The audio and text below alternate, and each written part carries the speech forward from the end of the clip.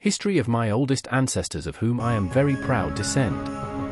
Dom Pero Ourigues da Nóbrega, my 27th and 28th grandfather, feudal lord, knight of honor of Varzim and Nóbrega, Chamberlain-Major of Dom Afonso III, father of Dom João Pires de Raboin, lord of Portel, lord of Pendau and Caldera, troubadour, lieutenant of Ponte de Lima, lieutenant of Evora, governor of the Algarve and chief butler of King Dom Afonso III, butler of the Queen and advisor to King Dom Dinis. Dom Pero Ourigues da Nóbrega, feudal lord, knight of honor of Varzim and Nóbrega, Chamberlain-Major of Dom Afonso III, born in 1200, was the son of Dom Rodrigo Ourigues da Nóbrega, the old, doorkeeper of the King Dom Sancho I of Portugal and Dona Maria Lourenço da Cunha, paternal grandson of Ourigo País, maternal grandson of Dom Lourenço Fernandes da Cunha and Dona Sancha Lourenço Macieira.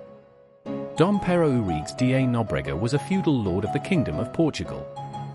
He was Chamberlain-Major and considered a close friend of the infant Dom Afonso, Count of Bologna, later Dom Afonso III, King of Portugal. Biography. Dom Pero Ourigues da Nóbrega was the son of Dom Rodrigo Ourigues and Dona Maria Lourenço da Cunha, daughter of Dom Lourenço Fernandes da Cunha, medieval knight of the Kingdom of Portugal. Dom Pero Ourigues da Nóbrega was Knight of Honor of Varzim Honra de Verissim, of the feudal nobility that flourished in Europe in the 11th and 12th century, with inheritances kept together and administered jointly, with Caput in the centre of Pavoa de Varzim Villa Verissim, where he had his palace and his children. Maternal great-grandson of Pio Guterres, Lord of Honor of Cunha, who Dom Enrique, Count of Portucali made Lord of Varzim, gained several domains throughout the kingdom. Believing that Dom Pero Ourigues da Nóbrega and his family were conspiring against the king, he led Dom Sancho II to destroy the Torre de Cunha, several agricultural properties in Cunha and Varzim, and took away the port of Varzim, which would persist being a question between the honor of Varzim and the Portuguese kings until the reign of Dom Dinis of Portugal. Despite this, Dom Pero Ourigues da Nóbrega was a faithful vassal of King Dom Sancho II, who was Crown Prince of the Kingdom of Portugal. The nobleman of Aboyne was not oblivious to the events that led to the deposition of Dom Sancho II, nor to the fights in which he was involved with his brother. One of the most important noblemen of his time, we will find him at the beginning of the events, more precisely on September 6, 1245, in the company of his brother-in-law Dom Gomes Vigas, Lord of the Villa Verde Couto, my 27th and 28th grandfather. He was part of the large retinue of knights and prelates who went to Paris to meet Dom Afonso, Count of Bologna.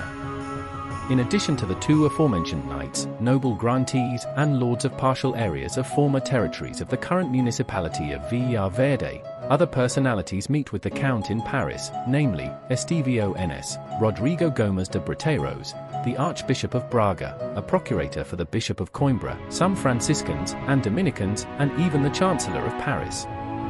In this meeting with the future King Dom Afonso III, Dom Pero Ourigues da Nóbrega and other companions managed to get the Count to commit to fulfilling a series of promises designed to guarantee the freedoms of the Church, thus taking an active part in the Paris Pact.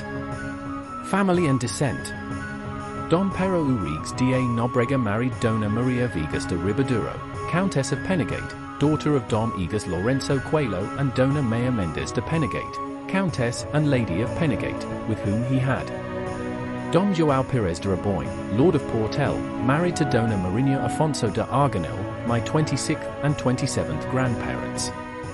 Dom Estevão de Raboin married Dona Jimena Soares de Alfange, and later married Dona Maria Aines. Dom Fernão Pires Farincal da Nóbrega, married to Dona Elvira. Dona Estevania Pires da Nóbrega, married Gomes Ansa, and later married João Goncalves de Barbudo. Dona Sancha Pires da Nóbrega,